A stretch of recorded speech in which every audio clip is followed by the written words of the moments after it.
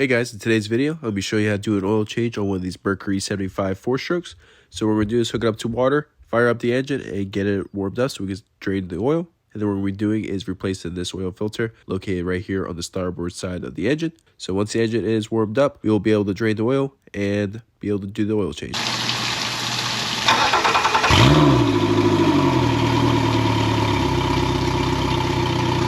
So once the engine is warmed up, to drain the oil, there is a screw right here on the side of the engine. What you're going to do is trim up the motor all the way up and tilt it to the left side just a little bit. And that way the oil will drain right into a pan and not making any mess. So that the engine is all warmed up and done running, what I'm going to do is trim up the motor and remove the bolt on the side of the engine and drain out all the oil in the oil can.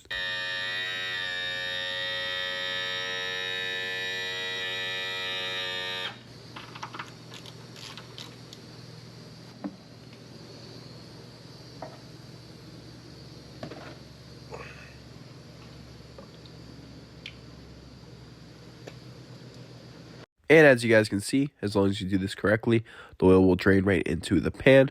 And all you have to do is just move the pan slightly as the oil drains throughout the process.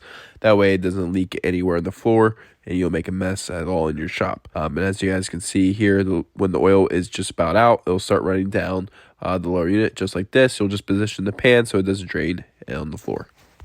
Now what we're going to do is change out the oil filter. So what I'm going to do is remove the oil dipstick in order to make it a little bit easier. Now I'm going to install a couple rags just underneath the oil filter, just in case I make any mess when I go to remove it. Just makes my life a little bit easier. What I'm going to do is just crack the oil filter just a little bit. You don't want to take it off all the way. You just want enough so where you are able to spin it with just your hand then. And then what I'm going to do is I'm going to punch a hole in the oil filter. And what you're going to do is just be careful you don't crush it too much. And what I'm going to do is suck out all that oil right out of the oil filter, trying to minimize as much mess as I possibly can. And again, when you punch this hole, you just want to make sure you got a nice punch. You don't want to hit any of the threads on the inside where the oil filter is at.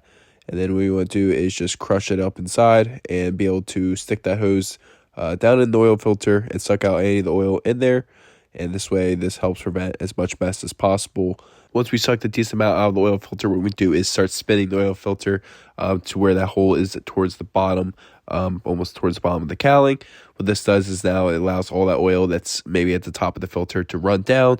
It allows me to suck out just about every drop that I possibly can get out of this oil filter. That way I don't make any mess in the cowling. Once I am able to get just about all the oil out of the filter, we can start unscrewing it and then start sucking right where the seam is. Then again, this just prevents more of that oil from leaking in the cowling. And at that point, you just start unscrewing it because most of the oil is just about gone or drained. Just like that, guys, with a little bit of patience, the oil filter comes right off without making a mess. This is what the oil filter looked like. And all we're going to do is be putting a new one in. And as you guys can see here, I didn't really make a mess of oil. All you can see is just here in the back. And then you can see right here is the lip where you suck the oil from. It just helps it. So what I'm going to do is just clean up the oil filter housing and then install a new oil filter. I'll have it down in the link down in the description down below. And this is what the new oil filter looks like. And of course, what we want to do is just put a fresh layer of oil on the seal. What we're going to do is just hand tighten it. And all you really need to do is go hand tight. But just for some extra reassurance, I'm just going to twist it with the oil filter wrench just twice, just in case my hands are a little slippery from the oil. And of course, I'm just going to clean off the oil filter and make it look nice. Now we can install the oil dipstick back onto the engine.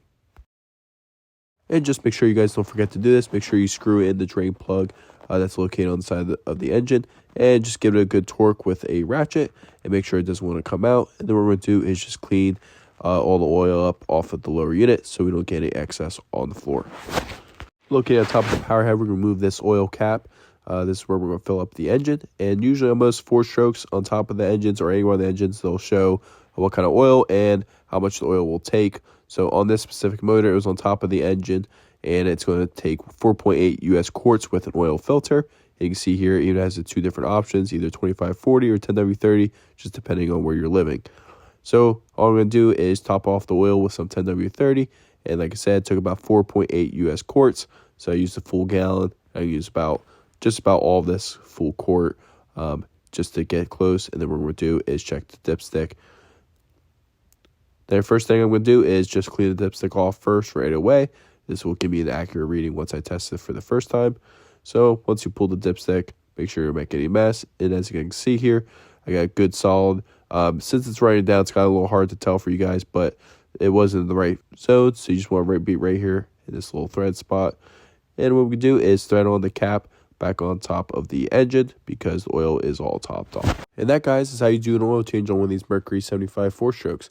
If you guys have been enjoying the videos, please smash the like button down below and please subscribe so you don't miss any further content in the future. It helps me out a lot, guys. I look forward to make more videos for you guys in the future. See you guys in the next one.